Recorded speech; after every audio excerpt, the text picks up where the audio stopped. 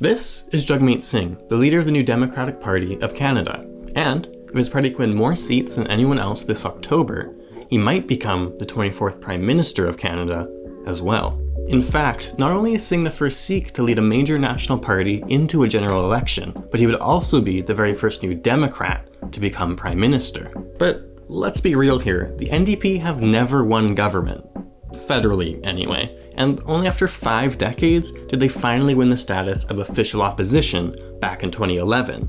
Does Singh really have a chance, or is this truly the end of an upwards trend? Singh was born in Toronto, but after a brief stint in India, spent most of his early childhood in Newfoundland, in St. John's and Grand Falls, Windsor, before moving back to Ontario at the age of 7 to live in the other Windsor. From there, he would commute across the Detroit River to go to school at the private Detroit Country Day School.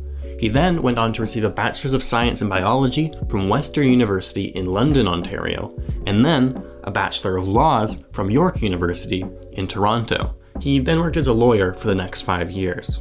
In 2011 though, Singh decided to run for the NDP in a federal Brampton riding, which he lost by less than 1% of the vote. 5 months later, he ran again as the NDP candidate, this time in the provincial election, and won. In 2014, he was re-elected, growing his share of votes from 37% to 44%. There, he served as the NDP critic to the Attorney General, who's basically the lawyer for the ruling government, and the critic to Government and Consumer Services. For a short period during his second parliament, he was also the NDP House Leader, who's the guy in charge of the parliamentary agenda, before becoming the party's deputy leader. With a solid electoral record, his position as critic to the Attorney General, and his role as the House and deputy leader, Singh was widely seen as one of the most important members of the Ontario NDP.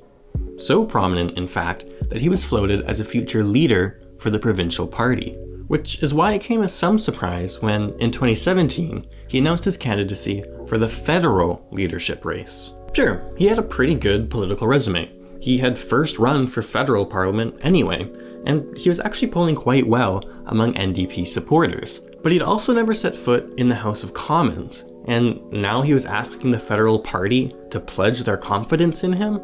Well, yes, and they did.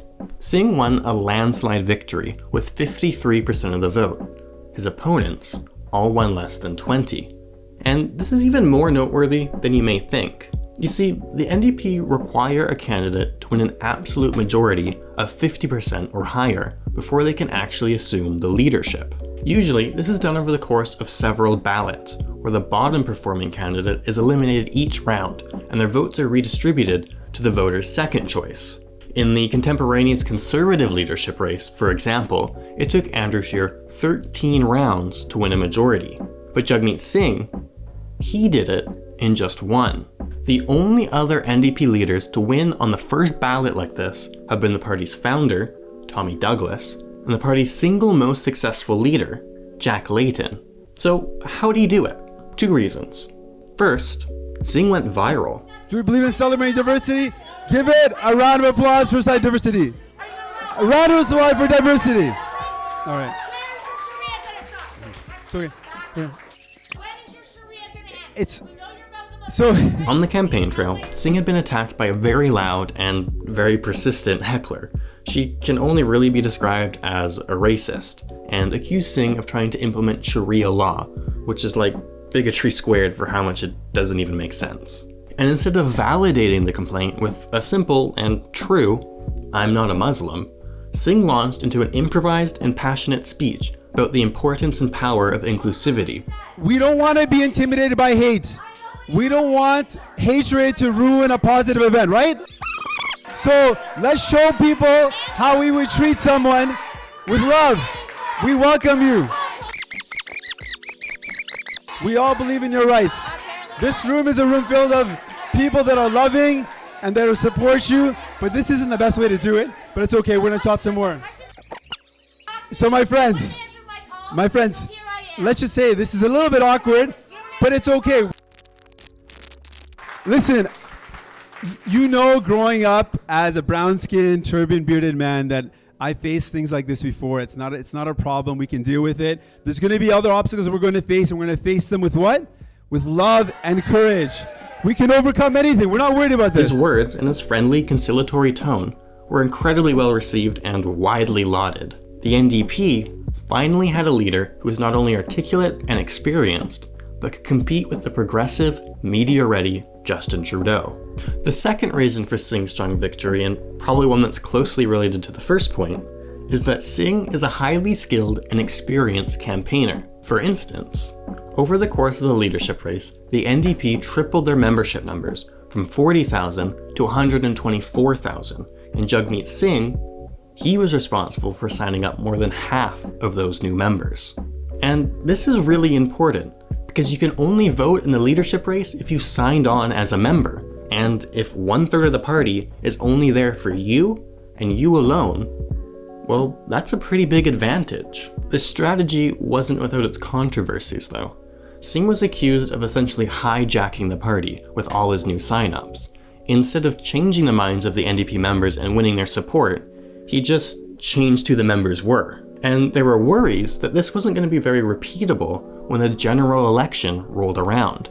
It's much easier to add new members to the NDP voter list than it is to find new voters for a general election. And there is still one more problem standing in the way of his rise, and this one might just turn out to be fatal. He didn't have a seat in the House of Commons, and he wouldn't win a new one for almost a year and a half. You see, the way things usually work when a party leader doesn't have a seat in Parliament is that they run in the very nearest by-election, rather than waiting for a country-wide election.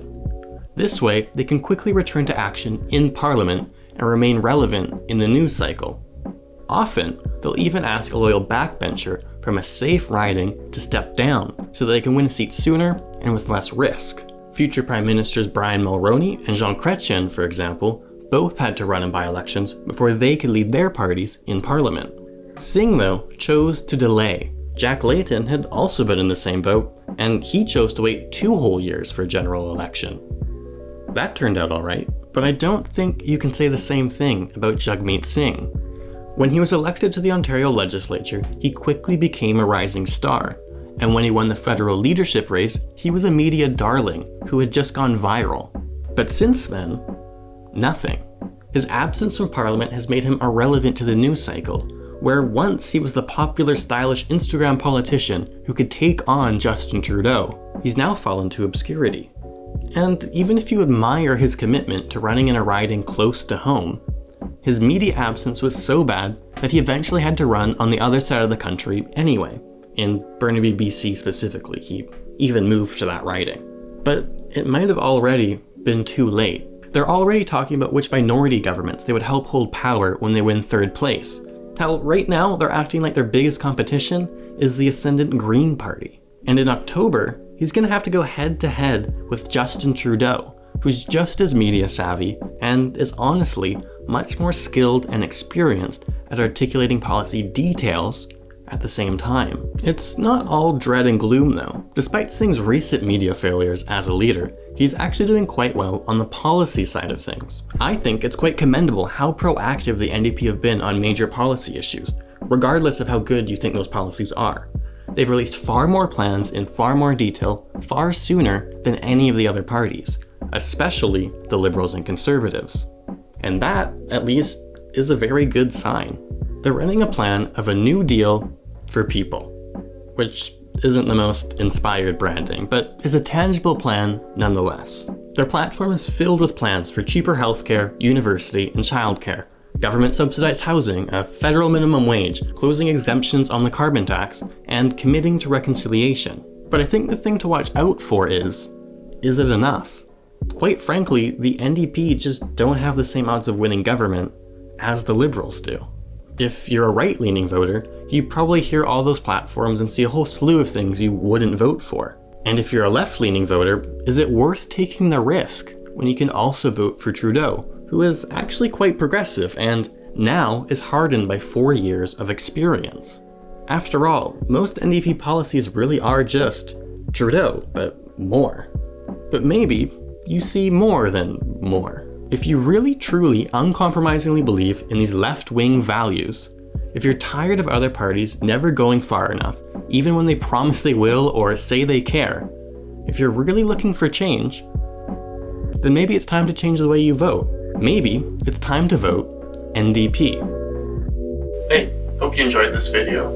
If you did, I also have videos on Justin Trudeau and Andrew Scheer that are out now. And I'll also be making videos on Elizabeth May and Maxime Bernier. Those ones are already recorded, I just need to do all the animation work, which takes a bit of time. And in hopefully less than a week from now, I'll have a video up comparing all of the parties' platforms, hopefully make it a little easier to vote. So all those videos will be linked somewhere over here. And if you really like these videos, I would really appreciate it if you could share these videos on whatever your preferred social media platform is, because that's probably the best thing you can do to help. Stay tuned for that policy video. Thanks again.